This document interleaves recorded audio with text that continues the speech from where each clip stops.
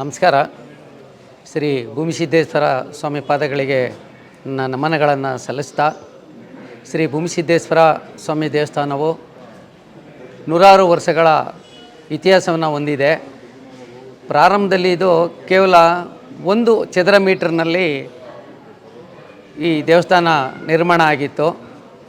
ಮೂಲತಃ ಈ ದೇವಸ್ಥಾನ ಈ ಭೂಮಿಸಿದ್ದೇಶ್ವರ ಸ್ವಾಮಿ ಭೂಮಿಯಿಂದ ಮೂಡಿದ ದೇವಸ್ಥಾನ. ಮತ್ತು ಇಲ್ಲಿ ಸಿದ್ಧರು ತಪಸ್ಸುಗಳು ಮಾಡ್ತಾಯಿದ್ರು ಅನ್ನೋ ಒಂದು ಪ್ರತೀತಿ ಇದೆ. ಹಾಗಾಗಿ ಭೂಮಿಯಿಂದ ಬಂದಂಥ ಶಿವ ಇವನು, ಮತ್ತು ಸಿದ್ಧರು ವಾಸ ಮಾಡ್ತಿದ್ದಂಥ ಜಾಗ ಇದು ಅಂಥೇಳಿ ಅವನಿಗೆ ಭೂಮಿಸಿದ್ದೇಶ್ವರ ಅನ್ನೋ ಹೆಸರು ಬಂತು ಅಂತ ಕೇಳಿದ್ದೇನೆ. ತದನಂತರ ಕೇವಲ 3 ಅಡಿ ಅಳತೆಯಲ್ಲಿ ದೇವಸ್ಥಾನ ನಿರ್ಮಾಣ ಆಗಿತ್ತು. ಅದನ್ನು ಭೂಮಿಸಿದ್ದೇಗೌಡ ಅನ್ನೋ ಬನ್ನಳ್ಳಿ ಹಿರಿಯರು ಪೂಜೆ ಮಾಡ್ಕೊಂಡು ಬರ್ತಾಯಿದ್ರು. ತದನಂತರ ಅಕ್ಕಪಕ್ಕದ ಹಳ್ಳಿಗಳೆಲ್ಲ ಸೇರಿಕೊಂಡು, ಈ ಗ್ರಾಮದ ಅಕ್ಕಪಕ್ಕದ 8-6 ಹಳ್ಳಿಗಳ ಜನ ಸೇರಿಕೊಂಡು ದೇವಸ್ಥಾನವನ್ನು ಅಭಿವೃದ್ಧಿಪಡಿಸಬೇಕು ಅಂತೇಳಿ ಸುಮಾರು 10 ಚದರ ಮೀಟರ್ನಷ್ಟು ದೇವಸ್ಥಾನನ ಪುನರ್ಜೀವನಗೊಳಿಸಿದರು. ಮತ್ತು 1999ರಲ್ಲಿ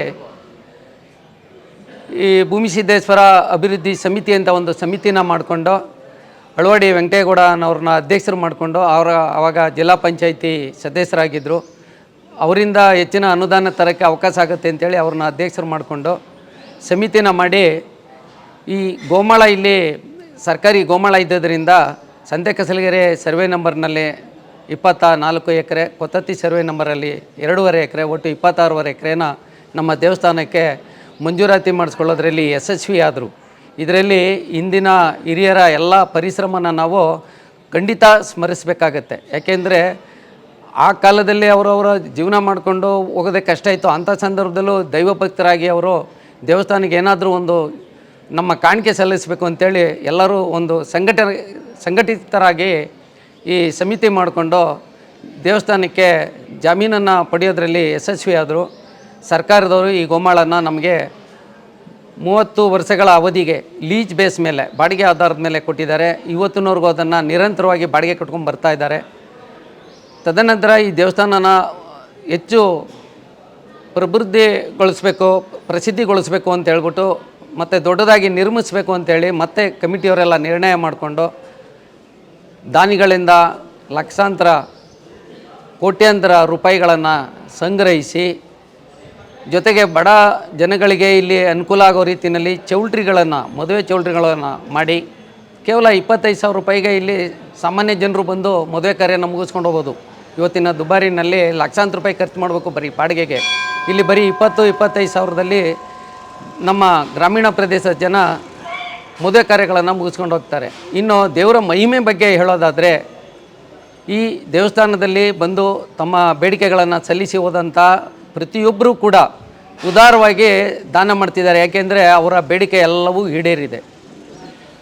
ಮೊನ್ನೆ ನಾನು ಕೇಳಿದ ವಿಚಾರ, ಕಾರ್ಸ್ವಾಡಿ ಗ್ರಾಮದಲ್ಲಿ ಒಬ್ಬರಿಗೆ ಭಾಳ ವರ್ಷಗಳ ಕಾಲ ಮಕ್ಕಳಿಲ್ಲ ಅಂಥೇಳಿ ಇಲ್ಲಿ ಬಂದು ಸಂಕಲ್ಪ ಮಾಡಿಕೊಂಡು ಹೋದರು. ಅವರಿಗೆ ಮಕ್ಕಳು ಕೂಡ ಆಯಿತು. ಅವರು ವಿಶೇಷವಾಗಿ ಆ ಮಗುನ ಬರ್ತಡೇ ಇಲ್ಲೇ ಮಾಡಿ ಪೂಜೆ ಮಾಡಿದ್ರು ಅಂಥೇಳಿ. ಇದೇ ಥರ ಈ ನಮ್ಮ ದೇವಸ್ಥಾನ ಅಭಿವೃದ್ಧಿ ಆದ ನಂತರ ಈಗ ಒಳ್ಳೆಯ ಪ್ರಚಾರ ಬಂದು ದಾವಣಗೆರೆಯಿಂದ ಕೂಡ ಮೊನ್ನೆ ನನಗೆ ಗೊತ್ತಿದ್ದಂಗೆ ಒಂದು ಕುಟುಂಬ ಬಂದು ದಾವಣಗೆರೆಯಿಂದ ಕೂಡ ಒಂದು ಕುಟುಂಬ ಬಂದು ಇಲ್ಲಿ ತಮ್ಮ ಬೇಡಿಕೆಯನ್ನು ಸಲ್ಲಿಸಿ ದೇವರಲ್ಲಿ ಪ್ರಾರ್ಥನೆ ಮಾಡಿ ಹೋಯಿತು. ಮೊನ್ನೆ ನಮ್ಮ ಬಸಪ್ಪನವರಲ್ಲಿ ಇಲ್ಲಿ ಎಂಥ ಮಹಿಮೆ ಇದೆ ಅಂತ ಹೇಳಿದ್ರೆ, ಆ ಬಸಪ್ಪನ ಮಹಿಮನ ಎಷ್ಟು ಹೇಳಿದ್ರು ಹೇಳ್ತಿರೋದು ಕಡಿಮೆನೇ. ಮೊನ್ನೆ ತಮಿಳ್ನಾಡು ಹೊಸೂರಿನವರು ಬಂದು ಇಲ್ಲಿ ದೇವರ ಮಹಿಮೆನ ತಿಳಿದು ಅಲ್ಲಿ ಮಾದೇಶ್ವರ ದೇವಸ್ಥಾನನ ನಿರ್ಮಾಣ ಮಾಡಲಿಕ್ಕೆ ಅಂತೇಳಿ 3-4 ಜಾಗನ ಗುರುತಿಸಿದ್ದಾರೆ. ಅವರಲ್ಲೇ ಗೊಂದಲ ಬಂದಾಗ ಆ ಬಸಪ್ಪನ ಕರ್ಕೊಬಂದರೆ ಸರಿಯಾದ ಜಾಗ ಗುರುತಿಸ್ತಾನೆ ಅಂತ ಹೇಳಿ ಬಸಪ್ಪನ ಕರ್ಕೊಂಡೋಗಿದ್ರು. ಇಲ್ಲಿಂದ ಹೋದಾಗ ಬಸಪ್ಪ 4 ಜಾಗನ ಪರಿಶೀಲನೆ ಮಾಡಿ ಕಡೆಗೆ 1 ಜಾಗನ ತೋರಿಸ್ತು.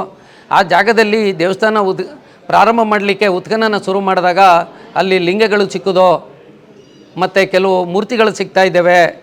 ಆ ಜಾಗದಲ್ಲಿ ಒಳ್ಳೆಯ ಜಾಗನ ಗುರುತಿಸ್ಕೊಟ್ಟ ಬಸಪ್ಪ ಅಂಥೇಳಿ ಆ ಬಸಪ್ಪನ ಮಹಿಮೆನೂ ಕೂಡ ನಮ್ಮ ಎಲ್ಲ ಈ ಭೂಮಿಸಿದ್ದೇಶ್ವರ ಮಹಿಮೆಯಿಂದ ಭಾಳ ಯಶಸ್ವಿಯಾಗಿ ಜನಗಳಿಗೆ ಆಶೀರ್ವಾದ ಮಾಡ್ತಿದ್ದಾರೆ.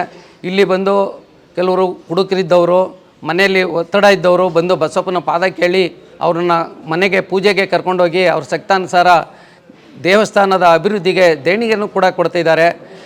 ಇಷ್ಟೆಲ್ಲ ನಾನು ಯಾತಕ್ಕೆ ಹೇಳ್ತಾ ಇದ್ದೇನೆ ಅಂದರೆ, ದೇವರ ಮಹಿಮೆ ಆ ಮಟ್ಟಿಗೆ ಇಲ್ಲಿ ಪ್ರಬುದ್ಧ ಮನದಲ್ಲಿದೆ. ಅದರಿಂದ ಮುಂದೆ ಕೂಡ ನಮ್ಮ ಈ ದೇವಸ್ಥಾನಕ್ಕೆ ರಾಜಗೋಪುರ ಮಾಡಬೇಕು ಅಂತೇಳಿ ಸಮಿತಿಯವರು ನಿರ್ಧಾರ ಮಾಡ್ಕೊಂಡಿದ್ದಾರೆ. ಅದಕ್ಕೂ ಕೂಡ ಸಾಕಷ್ಟು ಹಣ ಬೇಕಾಗುತ್ತೆ. ಭಕ್ತಾದಿಗಳು, ಆಸ್ತಿಕರು ಉದಾರ ಮನೋಭಾವದಿಂದ ತಮ್ಮ ಧನ ಸಹಾಯ ನೀಡಿ ಮುಂದೆ ದೇವಸ್ಥಾನ ಪುರೋಭಿವೃದ್ಧಿಗೆ ಸಹಕರಿಸಬೇಕು ಅಂತೇಳಿ ಕೇಳ್ಕೊಳ್ತಾ ನಾನು ಮಾತು ಮುಗಿಸ್ತಾನೆ.